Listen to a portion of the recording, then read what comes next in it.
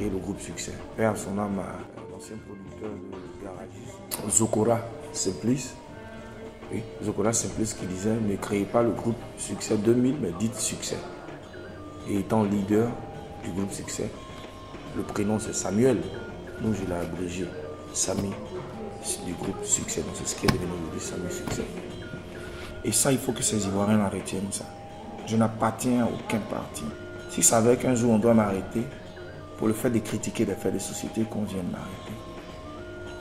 Le quotidien de l'Ivoirien aujourd'hui, il est très menacé. Le panier de la ménagère est devenu sachet. Location de maison à Abidjan, c'est devenu difficile. Mais nous avons des institutions. Même un groupe comme Espoir 2000, ça fait des années aujourd'hui qu'ils ne sortent plus d'albums, peut-être parce qu'ils ont peur de dénoncer. Comment toi, tu peux t'expliquer qu'aujourd'hui, les artistes de Zouglou qui étaient hier à travers des groupes comme les Salopards je ne dirai jamais qu'ils dénonçaient, pourquoi aujourd'hui ils ne le font plus? Je ne dirai jamais qu'ils ont peur. L'inspiration, là, c'est divin. Vas-y, vas-y. Ça vous fait un autre mariage. Et étant aîné de famille, je me devais. Et quand je suis entré dans la chambre, j'ai trouvé ma mère étendue là.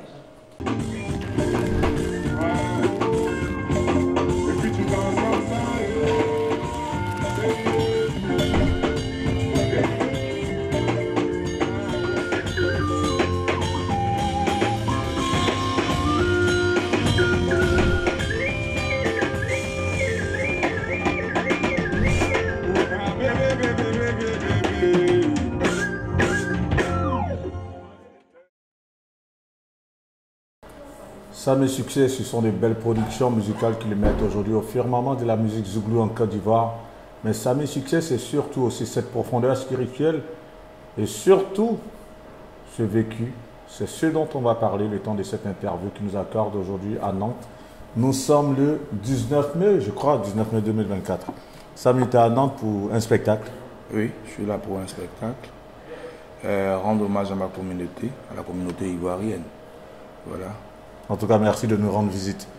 Avec toi, je l'ai dit d'entrée de jeu, on va s'intéresser à ton parcours de vie. C'est vrai qu'on connaît Samy Succès à travers ses belles chansons. Et en peu de temps, je dirais ça comme ça, parce que ces 2 dernières années, en tout cas, tu tiens un peu, quelque part, le wagon zougloutique. C'est tout à ton honneur.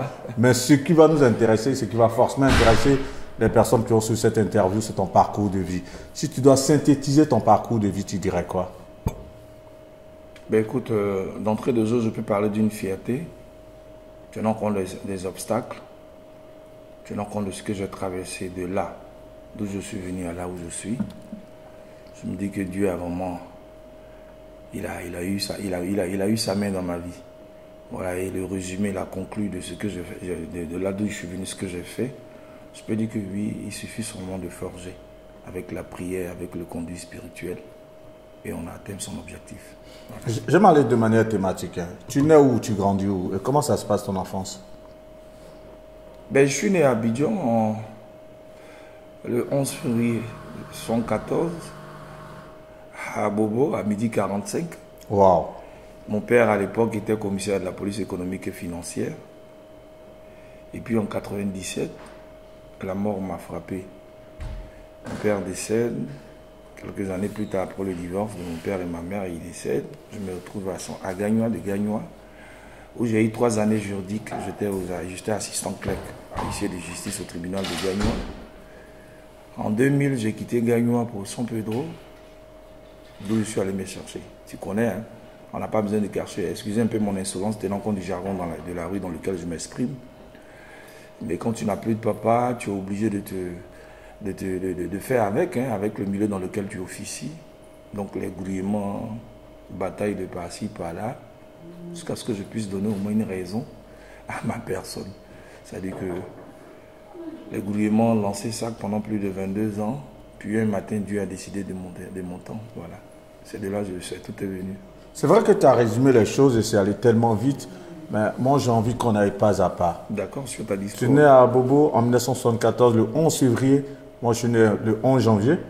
Donc, voilà, on a quelque chose en commun quelque part. Non, tu es venu avant moi. Peu importe l'année, mais tu es venu avant moi. Oui, mais on a quelque chose en commun, surtout par rapport au 11. Donc, à Bobo, le 11 février 1974, tu nais donc d'un père donc, haut fonctionnaire de la police économique. Voilà, de la police nationale. Donc, commissaire de police, bien évidemment. C'est ça. Et lorsqu'on grandit dans un tel environnement, quelles sont les valeurs qu'on nous enseigne dès les premiers pas? C'est quoi? C'est la dureté, c'est de se dire quelles sont les valeurs en gros dont tu as pu hériter? Pour ceux qui ont cette chance aujourd'hui d'avoir des parents, un père qui est, si je dois dire, haut fonctionnaire, le retenu de la leçon, c'est d'être attentif. Parce que quand ton père est une représentation, si je dois dire un homme de l'ordre public, il fallait quand même que tu fasses usage de ses conseils.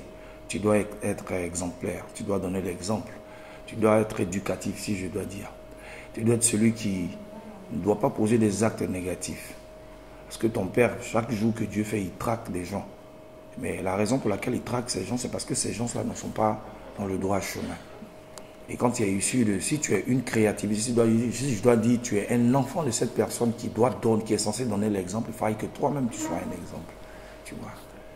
Et donc, moi, l'éducation que mon père son âme m'a donnée, c'est de savoir être là où c'est ta place, si je dois dire.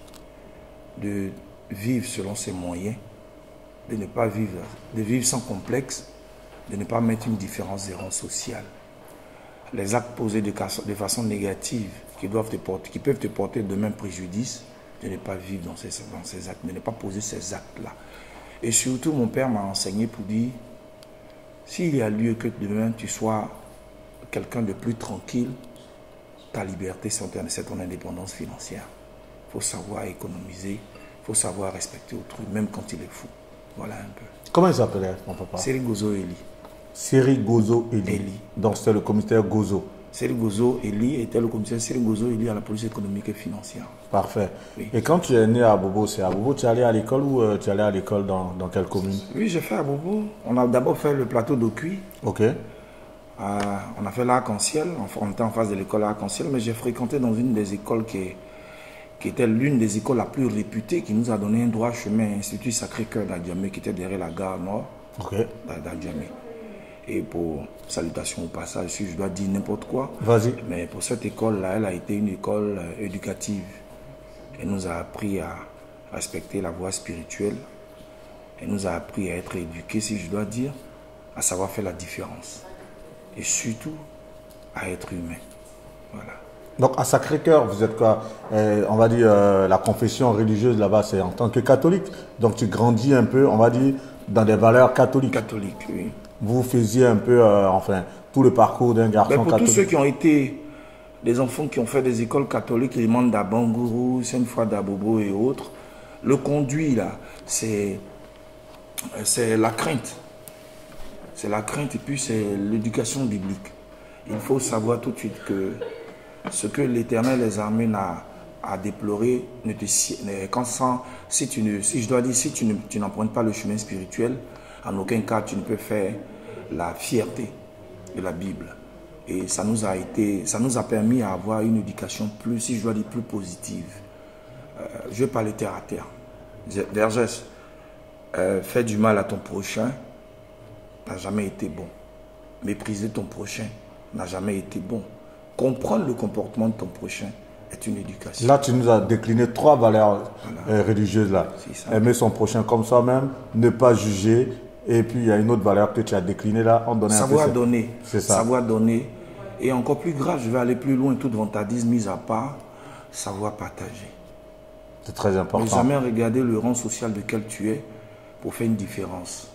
Et là, tu es allé à Sacré-Cœur jusqu'à quel niveau? J'étais jusqu'en seconde, et puis après j'ai quitté l'école. C'est ce que je te dis, quand le vieux il est décédé, les choses ont été en 97. difficiles. Tu comprends en Afrique que quand le père n'existe plus, les enfants se refait tout de suite. Grave encore quand le père se refait un autre foyer et que cette dame, cette dernière qu'il marie, ne sied pas, n'est pas en complicité avec ta mère, tout de suite elle te dira, écoute, viens prendre tes enfants. Et c'est là que ça a commencé. Comment cela s'est traduit, toi, dans ton cas particulièrement? Ça a été difficile. Tenant compte du milieu dans lequel j'ai officié, j'ai des affinités. Boklai, ce sont mes amis. À l'époque, il y avait un bar, le Code Bar de Versace. Je vivais dans un milieu un peu plus huppé. Je vais saluer au passage Kibibi, Robert Louis Provençal, qui a connu un peu ma galère, avec lequel Je marchais, quand ils venaient, ils animaient Yves Dembélé, qui me voyait souvent jouer dans les petites scènes. C'était difficile. DJ Zéré, c'était pas facile. On était à un certain niveau, c'était beau. Et puis, quand l'échelle est tombée, j'ai connu une autre couleur de vie. Tu comprends? De là où tu es un peu plus nanti, il s'avère que ton père décède, tu es forcément obligé maintenant de te référer à la vie. Mais Verger, ce que je veux te dire, c'est à quelque chose malheur est bon. Hein. Ça m'a permis d'être un peu plus battant. Plus battant. En fait, c'est l'idéal. C'est l'idéal qui forge l'homme. C'est tout ça. Donc, quand papa décède en 97, tu quittes Sacré-Cœur en classe de seconde et tu te retrouves où du coup? Mais là, j'ai couru derrière ma mère. Mais avant d'aller vers ma mère, j'avais mon grand-père qui était huissier de justice à Gagnois. Je suis allé chez lui. Tout vantardisme mis à part étant un peu lettré, j'ai été assistant clerc à huissier de justice au tribunal de Gagnois et à l'époque, mon juge était le juge Guéhier à moi. Le procureur, c'est le juge Guéhier à moi et le juge d'instruction, c'était le juge Conan. Au niveau du parquet, c'était le juge Kouyaté. Et donc, étant assistant clerc à huissier de justice, j'ai plus approfondi ma connaissance auprès de ces derniers-là. Pour dire que c'est à partir de là, j'ai été un peu 2 fois plus instruit. Voilà. Donc, heureusement pour toi, quelque part, tu n'as pas dévié de chemin, malgré le décès de papa. Quand on grandit dans un quartier comme à Bobo, tout de même, même si c'est au Docu, et qu'on a fréquenté une école comme Sacré-Cœur, tu n'as pas dévié. Tu es resté dans le droit chemin où il t'est arrivé par moment de faire des choses un peu pas trop catholiques. Non. Moi, à l'époque, quand mon père me... C'est pas parce que nous sommes sur les antennes que je dis. De mon vécu aujourd'hui, quand tu vas aller même à San Pedro, ils te diront toujours que je suis d'abord entré de jeu humain. Je suis très sentimental. Qu'est-ce qui forge l'homme? C'est la traversée. Aujourd'hui, Guillaume Vergès, animateur de ton état, que tu es homme du milieu, il n'y a pas de secret pour toi.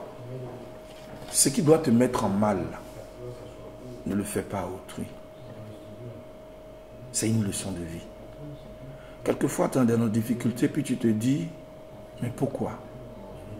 Pendant que tu es en train de pleurnicher, pendant que tu es en train de pleurer, il y a un esprit saint, qui est l'Éternel des armées, qui te garantit un vécu, mais qui ne change pas avec toi automatiquement.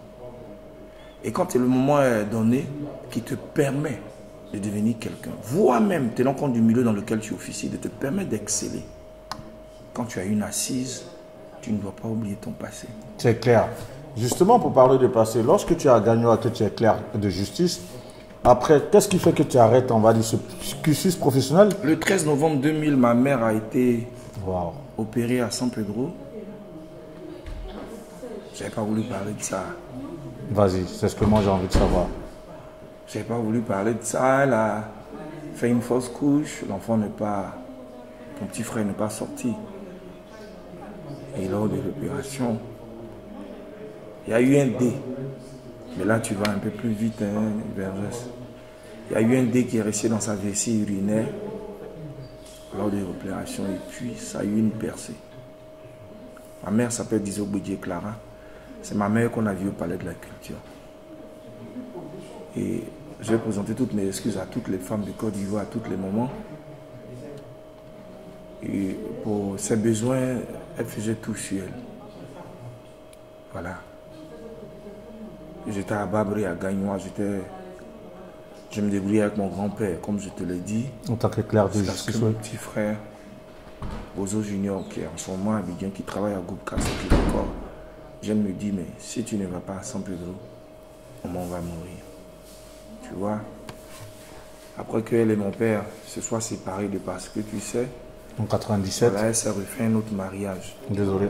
Voilà, non, c'est rien, c'est juste une formalité. Vas-y, vas-y. Elle s'est refait un autre mariage. Et étant aîné de famille, je me devais. Parce que mon petit frère est venu en plein 14h, le 13 novembre 2000. Je donne les détails. Derrière la station de Babré, il y avait un maquis, le vieux plan l'appelait Sengoï. Il est mort maintenant. Il était professeur au lycée municipal de Gagnois. Et quand il m'a dit, j'aime tellement ma maman, j'aime tellement ma maman. Et quand il me l'a dit, moi, ça m'a fait un peu... J'ai dit, mais non, c'est pas bon. Je n'ai même pas averti mon patron. C'était la femme de mon patron qui était la Marie-Paul Père, son homme aussi qui n'est plus aujourd'hui. J'ai couru, je suis allé à 100 euros. Et quand je suis entré dans la chambre, j'ai trouvé ma mère étendue là. Je l'ai vue. Tu sais déjà quand tu vois ta maman qui n'est pas en bon qui état. n'est pas en bon état, ça te met mal à l'aise. Et puis après, ça a suivi. En ce moment, mes petites soeurs étaient toutes petites comme ça. Et j'ai supporté. Je me suis arrangé. J'ai tout fait. Je connaissais personne à Saint-Pégrou. Le travail le plus approprié là-bas, c'était lancer sac. Je ne sais pas si je peux énumérer la société là. Vas-y, voilà. Vas-y.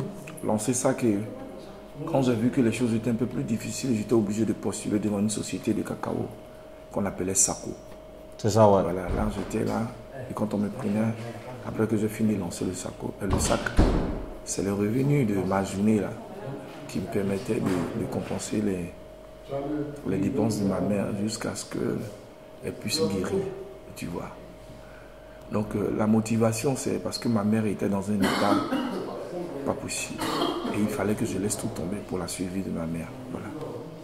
Et là, tu restes avec elle de 2000 jusqu'à pratiquement... 2011. Jusqu'à 2011. 2011, les étapes de la vie ont été très difficiles. Jusqu'à ce que je rencontre quelqu'un qui a une fierté d'origine, qui est un digne fils d'origine qu'on appelle Bouka Nabo Clément. C'est ça. Ce que tu expliques dans ta chanson Première Chance quelque part. Bouka Nabo Clément, grand monsieur qui a fait beaucoup pour la les artistes, ils ont tendance à raconter du n'importe quoi. Ouais. Pour faire un achat de conscience. Moi, c'est le vécu. Tout à fait. Moi, je le dis haut et fort, partout en Côte d'Ivoire, qu'il a fallu ce monsieur-là pour que j'ai aujourd'hui un statut, pour que j'ai une rangée, pour que je puisse compter sur une famille, pour que je puisse dire je suis Samy Succès. Tu vois, dans la forme, c'est... En Kourmen, nous, on l'appelle Besserayou. En Kourmen, ça veut dire le fétiche du village. Et même s'il écoute cette interview, je le salue au passage, il dira un jour que je ne l'ai jamais trahi, que je suis son fils. Peu importe les artistes Zouglou, quand tu leur poseras la question, ils te diront toujours Samy Succès, c'est l'enfant de Nabo Clément. Il a fallu que ce monsieur-là, de par son esprit de réconciliateur, de par son esprit humain que je soutenais, je faisais des petits morceaux pour l'accompagner dans sa logique. Il a eu une pitié, une attention à mon égard. Dans la personne de Bema Ouattara, de Ouattara Bamori, même du général Apalotouré. C'est cette famille-là qui avait des affinités avec monsieur le maire et que ce dernier me donne 7 millions pour dire tiens, va te produire, deviens quelqu'un. Et c'est à partir de là, Samy Succès a eu le nom. Nous étions deux, moi et le petit frère de Yodé et Siro que vous connaissez, Baye Yedi Anderson, créatif du groupe Bilan et Succès. J'ai créé le groupe Succès. Père son âme à l'ancien producteur de Garagis, dont le nom va me revenir, Zokora Simplice. Oui, Zokora Simplice qui disait ne créez pas le groupe Succès 2000, mais dites Succès. Et étant leader du groupe Succès, le prénom c'est Samuel. Nous, je l'ai abrégé. Samy du groupe Succès. Donc c'est ce qui est devenu aujourd'hui Samy Succès. Et voilà comment ma carrière a commencé. Bah justement, moi j'allais te poser la question. C'est vrai que là, dans ton parcours de vie, on voit que tu es allé à l'école, tu es devenu clerc de justice, mais la musique, tu la rencontres comment? Comment ça vient? Mais quand tu es inné en toi, il n'y a pas quelqu'un à qui tu dois poser une question si ce n'est pas l'Éternel des armées, si ce n'est pas Dieu. Ma grand-mère faisait la loukou. Mon père à l'époque, quand ils ont des heures creuses, ils vont à Gagnois, ils font la loukou, autant de Dédiokoussi et autres. Ma mère aussi suivait mon père. Ma mère et mon père ont grandi ensemble.